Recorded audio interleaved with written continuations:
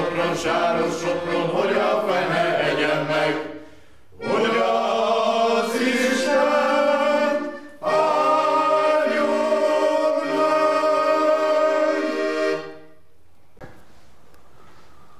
Ez egy olyan technikai részlet, ami összehangolja a több kamerát, ez a fény.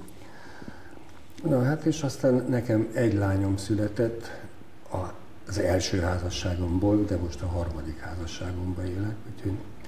A Lusikával most. Igen. Na tessék. Igen, helyes. És az egyetlen lányomtól van 3 unokám. Na, az jó. A 3 unokám közül az egyik most már egyetemre jár Berlinbe, ő lány, a másik 2 pedig nem tudom, hallottál ilyet, AKG-ba, az Alternatív Közgazdasági Gimnáziumba járnak. Hála Istennek sikeresek. Ennyit magamról, de majd kamerán kívül még jó. mondok neked. Mészáros Béla, aki végzett 1970-ben. Szeretettel üdvözöllek, kedves Béla, nagyon köszönöm, hogy eljöttél hozzánk beszélgetni. Légy szíves, a gyerekkorodról egy pár szóban mesélj nekünk. Én is köszönöm, hogy meghívtatok, bár bevallom őszintén egy szubjektív megjegyzés. Arra gondoltam, hogy olyan sokan érdemesültek erre, hogy nem is tudom, hogy miért rám esett a választás, de hát tényleg köszönöm, és hát amennyire tudom, elmondom. A többség nevében is, hogy éltük meg azt a 4 évet, 65-től 70-ig erőgyakorlattal együtt. Előtte egy kicsit térjünk rá a gyerekkorodra. Igen, én 50-ben születtem karácsonykor. Térdigérő hó volt akkor, ez ma már a mai gyerekeknek nem ismert Szombathelyen. És édesapámat Szentgotthardra helyezték erdészvezető helyettesnek, akkor ott éltünk az 56-os forradalomig, és akkor 56 után bekerült Szombathelyre az erdőgazdasághoz, ott volt erdőhasználati csoportvezető, és mint hogy ő erdész volt, számomra nem volt más opció az életben, mint hogy erdész legyek. Nagyon érdekes, hogy például öcsémnek eszébe nem jutott, ő gépipari pályára, gépipari technikumot végzett, de nekem csak ez volt az opcióm. Úgyhogy erre készültem egész általános iskolás koromban, tanultam. Már apám mindig azt mondta, fiam, ez egy nagyon jó, de nagyon kemény iskola, ide aztán tanulni kell. Tanultam, meg fotballoztam, eléggé tehetséges voltam. Sokáig vittem, ifjúbe fölkerültem már, amikor fölvettek a technikumba, ide Sopronba, de hát el kellett jönnöm, és akkor az akkori edzőm, aki később volt válogatott ez, és Török Péter mondta, hát kis Mészi, sajnálom. Úgyhogy aztán ennyi volt, és utána ugye fölvettek, és kezdődött az előgyakorlat. Mi volt az első benyomásod, amikor beléptél az iskola kapuján, vagy a kolesz kapuján? Az első benyomásom azt vissza tudom adni, mert rögtön bevillantak a régi tablóképek.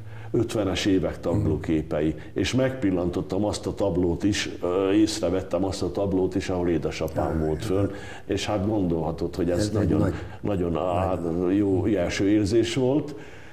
És hát az iskolának a milliója. Édesapám mindig azt mondta, hogy ne gondold azt, hogy ez nem egy szigorú fegyelmező iskola, de kiváló erdészeket képeznek. Ugye neki volt tapasztalata, mert ő is itt végzett az 50-es években, és hát be is igazolódott végül is az, hogy azért... Haj, de kár, hogy az édesapádat nem hívtuk meg. Elhunyt már nagyon régen, igen, 51 évesen elhunyt szegény, infarktusban. Úgyhogy, de hát fölkészített rá, hogy tudtam, hogy mire számítok. Ennek előzménye, ha erről pár szót szólhatok, az előgyakorlat volt. Én akkor ezt egy példátlan jó ötletnek tartottam, hogy egy középiskola előtt ráadásul egy ilyen szakmát tanító középiskolát kötelező gyakorlaton. Az erdészeknél nagyon fontos volt szerintem, és ez egy nagyon okos dolog volt, mert megtapasztaltuk azt, hogy egy erdésznek mi dolga van. Mi akkor ennek már előzménye volt, a Kőszegehegyre kerültünk a Steyrházi munkásszállás, fönn volt a Steyrházaknál, a Steyrházi kerületbe. Hétfő reggel fölmentünk, Huszbandi, a Gál Pista, meg jó magam, a Kicsi Dezső, aki később persze osztálytársunk lett, ő a keresztúti munkásszálláson volt, és ott lehoztunk egy 1965. Szeptemberétől 66 iskolaév kezdésig, pontosabban nyári szünetig egy jó időszakot, fantasztikus volt. Nagyon kemény volt, de tudtuk azt, hogy erdészként mire számítottunk. De ott megtanultuk megbecsülni az erdei munkások munkáját is. Az erdei munkások munkáját is, és minket nem nagyon kíméltek azért, mi kaptunk feladatokat, munkát, eskapcsot verni fakitermeléskor, talajszelvényt ástunk, erdőművelési munkákban részt vettünk. Nagyon kemény volt fönn a hegyen, már azért nyáron ott is meleg volt, villanypásztán sarlóztunk, mert oda karácsonyra telepeket létesítettek. Szóval nagyon komoly munka volt, de jó szívvel csináltuk, és meg is erősödtünk, fizikailag is, és valahogy ma például nem tudom elképzelni egy 14 éves gyereknek azt mondják, hogy ne menj fiam, vágjál fát, mert az üzemi konyhának kell fa. És szombaton mi fát vágtunk. És soha semmi problémánk nem lett, és megtanultuk nagyon. Igen. Te kaptál illetményfát erre az egyéb munka? Mert ez nekem a gyakornoki éven munkaviszonynak számított, és kaptam illetményfát. Én nem kaptam ilyet, nem kaptunk ilyet. Én szerintem ezt bele se számolták az én nyugdíj idő megállapításánál. Fizetés is eléggé felemásolt, már valamikor viszonylag jó fizetést kaptunk egy hónap után, és egyszer, amikor te azt gondoltuk, hogy na ezt a hónapot rendkívül sokat dolgoztunk, végigcsináltuk keményen, gajat szedtünk, zöldgajat szedtünk minden szentek előtt valami alföldi város virágboltjainak, és hát ilyen 183 forintot kaptunk havi illetményt. Most nem mondom, melyik erdész volt az, aki ezt nekünk B-szám fejtette, hogy az állandolgozókat jobban megnyomták, hogy úgyse kell pénz, hát akkor minek annyi. De még örültünk is, hogy megkaptuk a fizetést az erdészeten Kőszegen, mert jó vastag volt a boríték, de hát tele volt apró pénzzel, de 1 meg 2 forintosokkal. Itt az iskolában mi volt a kedvenc tantárgya? Iskolában nagyon szerettem az erdőműveléstant. Ennek oka az, hogy én rendkívüli módon tiszteltem, és atyámként tiszteltem a Kondor bácsit, a Kondor tanárulat, aki egy fantasztikus jó ember volt, és talán azért is szerettem az erdőműveléstant, a növénytant is szerettem, erdőrendezést, becslést. Tulajdonképpen a matematikán és a fizikán kívül minden a kedvencem volt. A Kondor tanáruron kívül volt még kedvenc tanárod, akit szerettél? Igen. Hát ugye én mindig azt mondtam olyanoknak is, akik nem jártak ebbe az iskolába baráti körömből később, hogyha tudnátok, hogy ott milyen tanári kar volt. Egy Firbás, egy Kondor, egy Jereb. Itt erdész öreg diákok csoportban nem szokták sokat emlegetni, például a Gál Stefi bácsit. Igen. Fantasztikus tanár volt, óriási tanár, emberként is. Ahogy ő tudott fegyelmezni, ismerjük ugye, hogy fiam zsebretet 2 hétbe kellett varni. Ők voltak a kedvenc tanárai, maga módján tiszteltem, szerettem a Bukfencet és a Fábián tanárulat, meg hát én senkinek különösebb problémám nem volt. A Kákonyi tanárulat is ugye történelmet tanított, szerettem is. Említetted, hogy futballoztál, mielőtt ide kerültél. Igen. Itt nem folytattad a futballt? Első évben nem engedtek ki. És akkor Haladás írt a Soproni Textilesnek egy levelet, hogy hát próbáljuk meg, mert... És akkor edzőmeccsen például játszhattam akkor a Csapó Karcsival, aki később itt a hányszoros magyar válogatott volt itt a Sotexban. És egy edzésen egy olyan súlyos sérülést szenvedtem, hogy a jobb combizmom beszakadt. Pontosabban megsérült, durva combizomhúzódásom volt, és 1 hónapig, tehát menni is alig tudtam. És akkor valami gyúró volt itt, és azt mondta, megoldja ezt, hoz majd, akkor még Csehszlovákia volt, hagyja savas tapaszt, és az rendbe teszi. Hát valóban, mikor behozta rá egy 1,5 hónapra, már elkezdtem edzegetni, de olyan szinten beszakadt a combizmom, hogy nagyon sérülékeny volt. Elmentem itt sportolós Sopron, és mondta, hogy az aktív pályafutásodnak ebben vége. Még itt az iskola válogatottban azért játszogattam, elég jó csapatunk volt, de aztán Sotexnek is vége lett meg az aktív focinak. Más sporttal nem foglalkoztál? Hát mással nem. A kosárlabdát imádtam, de hát azon a szinten, ahogy annak idején a 2 német, ugye a Boda, a Hegedűs, meg a Piller csinálta, olyan szinten nem. Nekem megjegyzem azt, hogy nekem az egy legendás csapat volt. A mai napig emlékszem rátok. Jól esik nekem. Nagyon jó csapat volt. Hát ugye... És volt-e egyéb hobbid? Egyéb hobbim? Hát a labdarúgáson kívül akkor nem, később ugye vadásztam, mint erdőrendező, meg horgáztam, de a vadászat azt így először most horgászom. És itt Sopronban az iskolán kívül? Iskolán kívül, hát én lányok? Hát persze a lányok, az egy program volt, de én ilyen tájfutó szakosztályban nem voltam. Amikor már aztán nem tudtam magasabb szinten fotbalozni, akkor följártunk a Bécsi Dombra, kiváló futballista srácok voltak osztályunkban, és alsó-felsőbb éveseknél, de más hobbim egyébként itt nem volt. Itt az osztályodból kikkel maradt meg a barátságod? A barátságom a Huszbandival feltétlenül, aki később aztán dolgozott velem 10-valahány évig az erdőtervezésnél, erdőrendezőségnél Szombathelyen, szinte heti kapcsolatunk van. Nagyon jó kapcsolatban voltam a Lang Jóskával, aki nektek osztálytársatok volt. Igen. De a párja egy pár éve elhunyt, az nagyon megviselte. A Szombathelyen közel lakott hozzám a Jóska, és le is robbant, és nem tudom, mi lehet vele. 2 éve nem láttam. Azt szerettem volna kérdezni. 2 éve nem láttam. Valaki azt mondta, hogy elvitte a fia, magához vette Szigligetre, de amikor utoljára láttam, akkor úgy kellett vezetni, itt a rossz állapotban volt. Itt Szombathelyen kik voltak még, akik akár veletek, akár velünk jártak, és tudsz róluk? Hát a Piller Gyuszi oda B-osztályba járt, ő a Piller Ferinek volt a ikertestvére, ugye Feri sajnos meghalt. Aztán a Bánó Pisti, aki hát akkor volt azt hiszem negyedéves.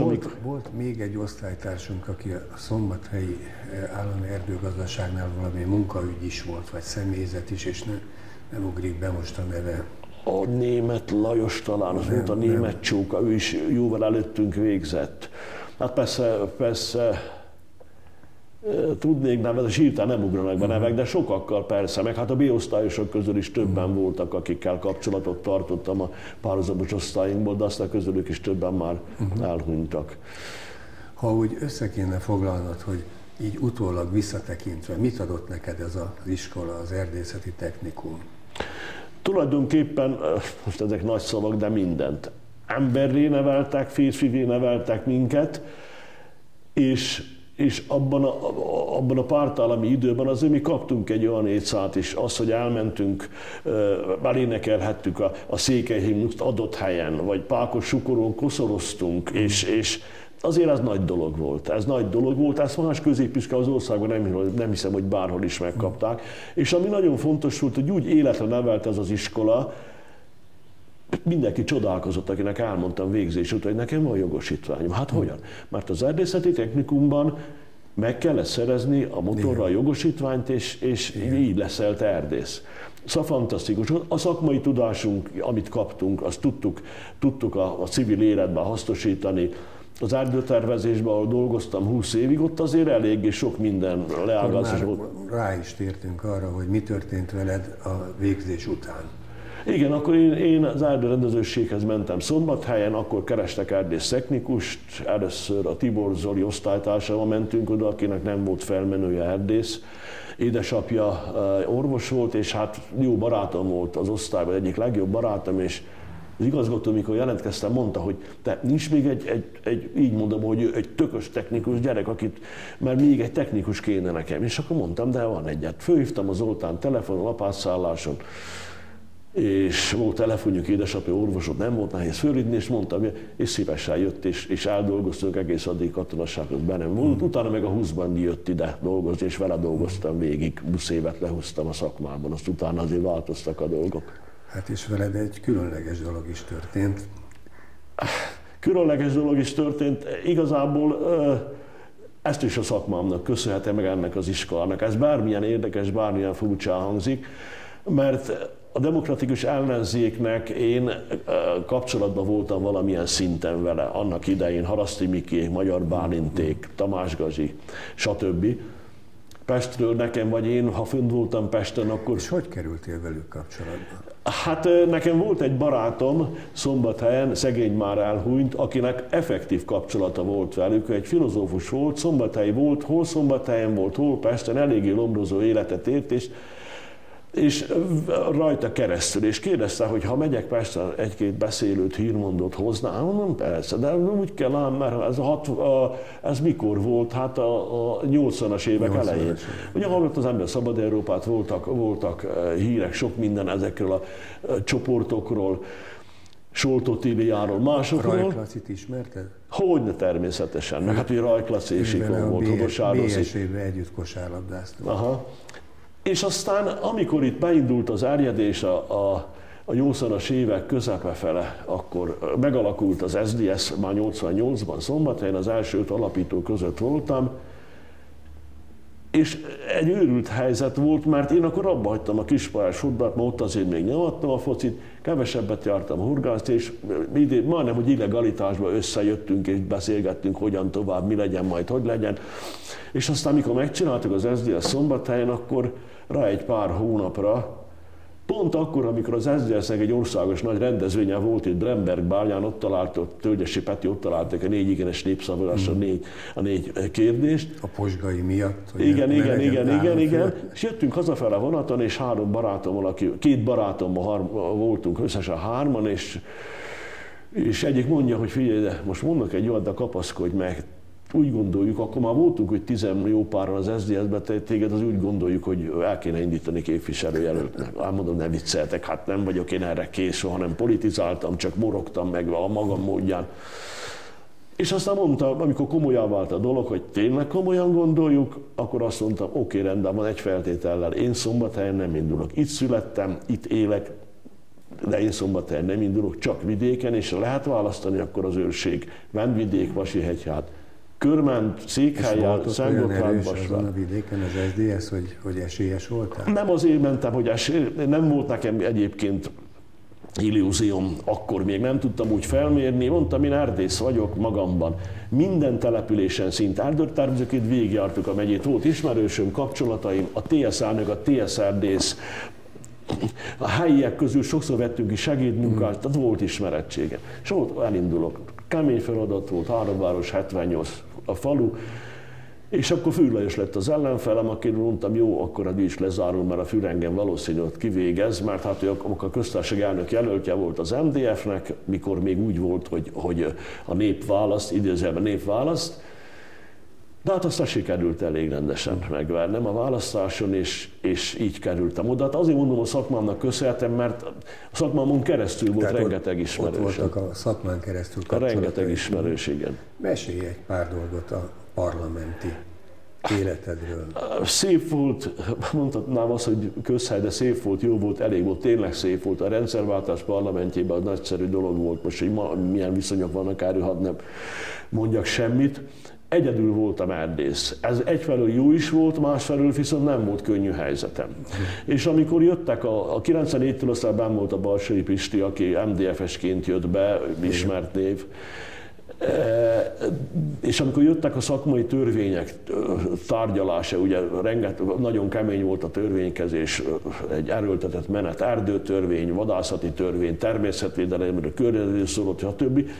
Hát egyedül saját kutfőből meríteni nagy bátorság lett volna, úgyhogy nekem büszke is vagyok rá, hogy sikerült egy szakértői tímet felállítani, ahol neves erdészeti szakemberek segítettek, ilyen, hogy Solymos Rezsi akadémikus például, a Varga Béla bácsi, erdőmérnök az Egri erdőgazdaságtól, nagyon nagy tudású, kiváló ember. Úgyhogy sokan voltak, segítettek, Smolcer Bandi, mások.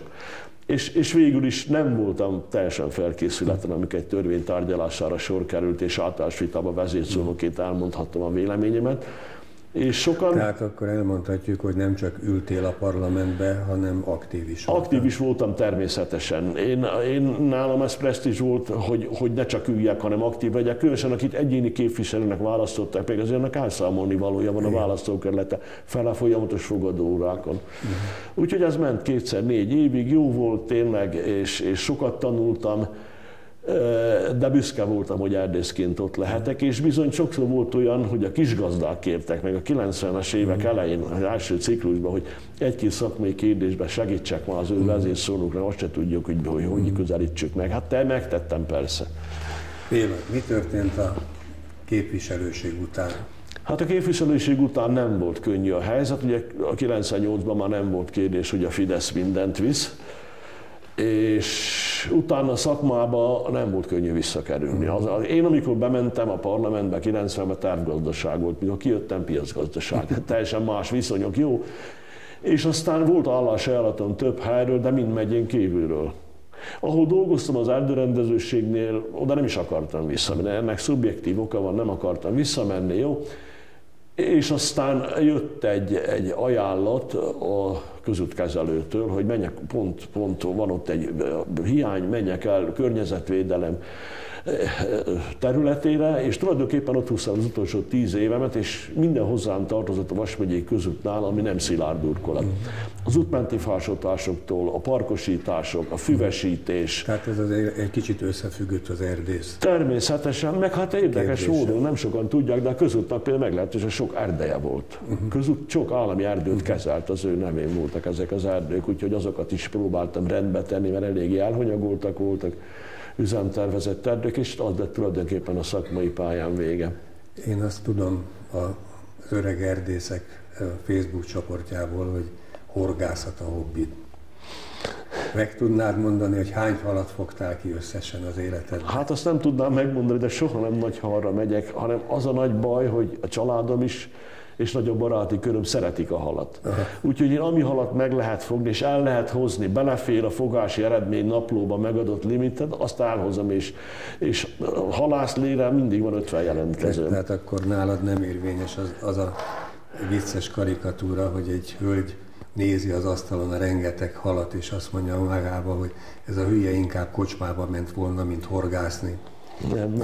Mert hogy azt neki kell megpucolni a feleségnek. Igen, ez egy nagyon furcsa átkötés lesz a már horgászat, hogy erről nem beszéltem, de szeretnék azért róla szót ejteni, hogy voltunk építőtáborban 2-ször is ugye az osztály, 3. évben, 4. évben előtt is, és az építő táborban is már is elhoztuk mindig az első helyet a párhuzamos osztályon, a sportversenyt megnyertünk, voltak sportversenyek a táborban, és már ott is egy a horgász szenvedély jött bennem ki, mert a halságban voltunk, és voltak ezek a tavacskák halakban, az mindig azt mondja, mit nézem, mondom a halakat, hagyd már a halakat, gyere már. Ebben próbáltam, tényleg horgászom, és ez egy már ki nem halló. Úgy látom a Facebook csoportban, hogy Balatonfüreden van a törzshelyed. Badacsonyba járunk. Egy barátomnak ott van nyaralója, és ketten horgá, oda járunk, mert mindig közel van a víz, úgyhogy oda járunk. És ez ki is kapcsol téged? Kikapcsol. Én annak idején sokat jártam a világban, sokat utaztam sokfele. Én nem vágyom ma arra, hogy elmenjek. Mondjuk a Skandinávból szót nem jártam oda, elmennék szívesen. Vagy mondjuk Izlandra, de ilyen Dubajban nem vágyom. Úgyhogy nekem ez a nyaralás, meg hát ugye, ha olyan van, akkor a lányomékat meglátogatjuk, egyik lányom Amerikába él párjával, meg 2 unokámmal, oda kimegyünk, de én nem akarok utazni, nekem ez a kikapcsolódás. Na, ezt szerettem volna még megkérdezni, hogy mondj pár mondatot a családodról. Igen, ez a kikapcsolódás nekem, a nejem pedig, hát... Nejednek is az, amikor mész horgászni, az a kikapcsolódás. Nem, a nejem soha nem jön el vele horgászni. Neki a gyaloglás, a gyalogtúra. Horgászni, neki az a kikapcsolódás. Neki a gyalogtúra, neki az a Isten ajándéka, ha mehet gyalogtúrára. Most egyre kevesebbet sajnos, mert az unokák Veszprémbe sok idejét igénybe veszik, sokszor utazik Szombathelyről Veszprémbe, besegíteni a lányoméknak. De hát ha mehet, akkor ő neki az egy csodálatos nap, ilyen 25 kilométeres túrákat simán nyomja, és szervezett turistacsoporttal, magashegyi túrákra is, síkvidékiekre is neki ez a szokás. És hát egyik lányom Amerikában él párjával, ő pszichológus, a másik pedig Veszprémben él, a kisebbik lányom, ő párjával együtt építészek, úgyhogy ők ott vannak, Szombathelyen egyik sem maradt. Hány unokád van? Összesen 5, Amerikában 2, persze teljesen beszél, mind a 2 magyarul, Veszprémben pedig 3. Amerikában 2 fiú, Veszprémben 1 kisfiú és 2 lány. Béla, nagyon szépen köszönöm a beszélgetést. Én köszönöm. Megtiszteltetés volt. És további sok sikert, jó egészséget. Köszönöm szépen.